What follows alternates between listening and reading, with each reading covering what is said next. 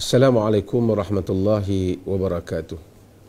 Alhamdulillah wassalatu wassalamu ala Rasulillah wa ba'd. Saya mengambil ruang ini untuk mengulas kenyataan seorang pegawai Suhakam. Saya tidak tahu pasti apa kedudukannya, tetapi dia macam melahirkan tidak puas hati dengan fatwa yang dikeluarkan oleh negeri Perlis berhubung dengan hukum berinteraksi dengan mukhannas ataupun kita letak sebagai pondan, maknya, bapuk, pengkit, tomboy, transgender.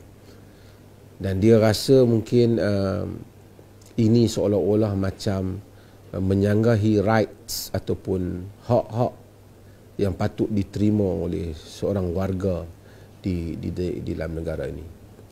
Saya tidak pasti sama ada beliau membaca ataupun tidak fatwa kita itu dengan teliti. Jika beliau tidak membaca, itu sangat duka cita untuk menjadi pegawai di bahagian organisasi yang memperkatakan tentang rights tetapi tidak meneliti hal-hal yang membabitkan persoalan yang seperti ini.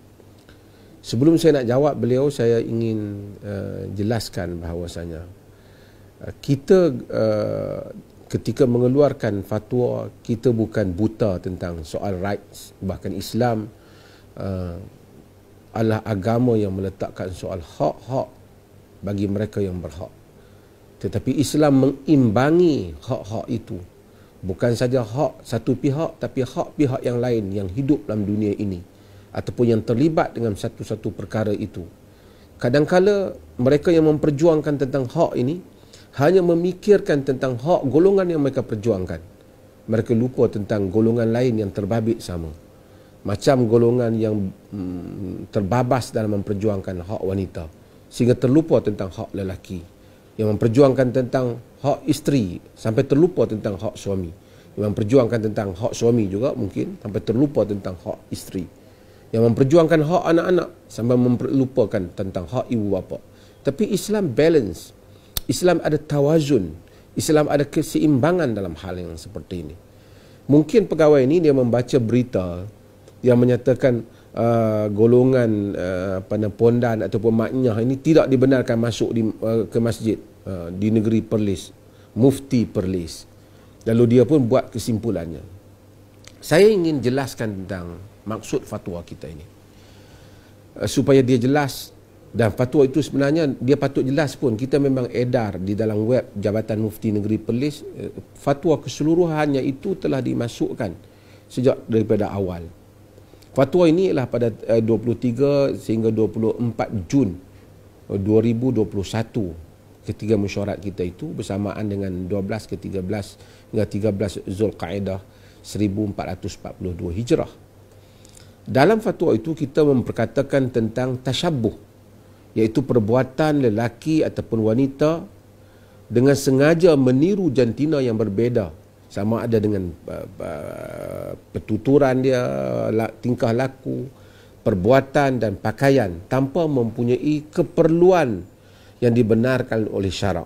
Keperluan itu seperti pendidikan ataupun nak buat penyaksian di mahkamah atau nak beri keterangan atau seumpamanya. Tak ada pasal-pasal. Satu perempuan pergi menyerupai lelaki, seorang lelaki menyerupai perempuan tanpa ada sebarang keperluan. Hal ini disebut sebagai tasyabbuh, dan tasyabbuh ini bukan dilarang oleh individu mana-mana, tetapi dilarang oleh Nabi SAW. Di dalam hadis yang diriwayatkan oleh Imam Al-Bukhari, di mana Ibnu Abbas meriwayatkannya, menyatakan la'ana Rasulullah sallallahu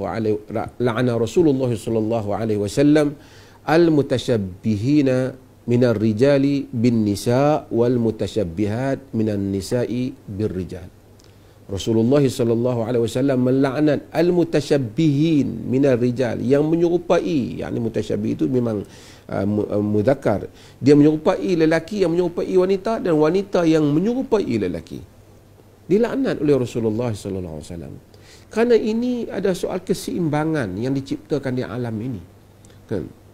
Jadi dengan itu Lelaki yang menyerupai wanita, wanita yang menyerupai lelaki itu dilarang dan dilaknat, yakni dijauhkan daripada rahmat Allah Subhanahu Wa Taala. Itu termasuk dalam dosa besar apabila dia laknat oleh Rasulullah sallallahu alaihi wasallam. Tetapi kita memberikan pengecualian apa yang kita sebut, yang disebut sebagai al-mukhannas khalqi, iaitu golongan yang mana dia bukan lelaki nak menyerupai perempuan, memang dia lahir-lahir macam tu dah. Cakap dia pun macam tu, jalan dia pun memang macam tu. Dia bukan meniru. Memang dah orang kata semula jadi dia begitu. Golongan yang seperti ini dikecualikan selagi mana dia tidak sengaja nak buat begitu. Suara dia tu memang dengar tu macam suara perempuan. Ataupun perempuan dengar suara dia garuk. Orang utara kata lah, kasar suara dia. Macam suara lelaki. Bukan dia sengaja pergi buat ke, sengaja pergi besarkan suara ke, pergi makan hormon kan, tak. Dia memang asal begitu. Mukhannas khalqi yang seperti ini adalah dimaafkan kerana dia tidak sengaja, bahkan demikian dia berlaku pada dirinya sejak asal. Jadi kita juga bagi pengecualian, kita kata kalau ada lelaki memang cenderung suka kepada orang, tengok lelaki tengok lelaki, dia terangsang dengan tengok lelaki, padahal dia lelaki. Perempuan tengok perempuan, dia terangsang, dia kecenderungan seks dia sesama jenis. Selagi mana dia tidak melakukan hubungan itu, maka dia tidak berdosa di sisi Allah, kerana perasaan yang bermain dalam diri dia bukan di luar daripada kawalan dia. Bahkan dia mendapat pahala di sisi Allah Subhanahu Wa Taala jika dia bersabar mengelakkan hal itu, kerana hal itu bercanggahan dengan syarak. Maka dengan itu dia mendapat pahala yang lebih daripada orang lain, kerana ujian yang Allah Subhanahu Wa Taala kenakan ataupun menimpa dirinya. Itu kita sebut pada mukadimah fatwa kita. Dan ada berapa 4 perkara yang kita sebut berhubung dengan mukhannas yang memang meniru-niru ini, sengaja menyerupai jantina yang lain ini, sama lelaki pada perempuan, perempuan pada lelaki ini. Dan kita kata ini adalah perbuatan ini menjadikan seorang itu fasik. Kita sebut perkara yang pertama, hukum seseorang berkhalwat dengan golongan ini. Kalau dia lelaki berkhalwat dengan satu orang mukhannas yang mana dia tu lelaki dah jadi macam perempuan, kalau sekiranya boleh menimbulkan fitnah sehingga akhirnya dia akan tergoda ataupun akhirnya orang kampung ataupun orang tempat dia semua salah sangka dengan dia, maka haram untuk dia berada dengan golongan ini.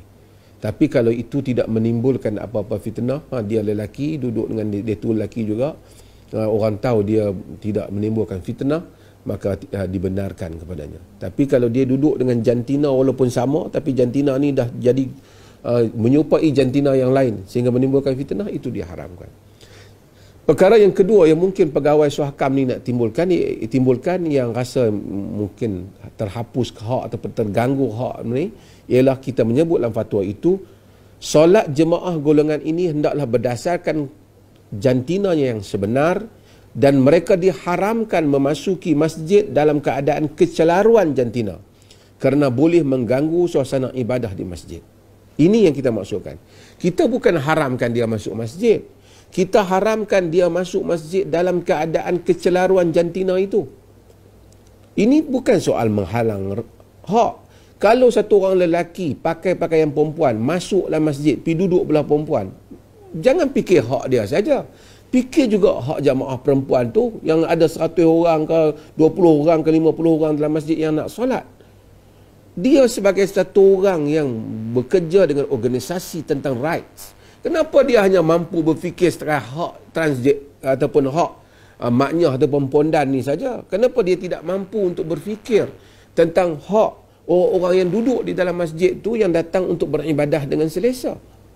Kita bukan halang dia masuk, kita halang penampilan dia itu. Jika cikgu tak benarkan satu pelajar yang berpakaian dengan tidak sopan masuk ke dalam kelas, adakah bererti cikgu itu telah menghalang hak seorang itu untuk belajar? Kita menghalang seorang ahli parlimen dengan pakai kain plekat, pakai baju panas saja masuk dalam parlimen. Adakah kita menghalang hak seorang ahli parlimen untuk dia exercisekan hak dia untuk berucap ataupun hadir dalam parlimen? Ia bukan soal menghalang hak, tapi soal manusia mempunyai adab dan sopannya. Kalau kita halang satu orang guru masuk dalam kelas dengan pakai bikini, adakah artinya kita menghalang seorang guru untuk menyampaikan ilmu kepada pelajarnya? Ini semua dah perkara simple untuk dipahami oleh manusia. Saya duka cita jika satu orang bekerja dalam organisasi rights tetapi tidak dapat memahami hal-hal yang seperti ini. Kita sebut tentang urus jenazah, kita kata dia boleh urus jenazah, tapi mengikut gendernya. Kita kata golongan transgender ni boleh menjadi wali jika yang lelaki itu, jika dia memenuhi syarat-syaratnya. Dan ini adalah perkara yang saya ingin sebut, mengulas tentang pegawai yang seperti ini. Saya tak mau sebut Suhakam lah kerana dia tak guna nama Suhakam. Tapi saya ingin menasihatkan ataupun memberi pandangan pada Suhakam supaya rasional dalam hal yang seperti ini. Pilih pegawai yang bersesuaian untuk bercakap dan memberikan pandangan.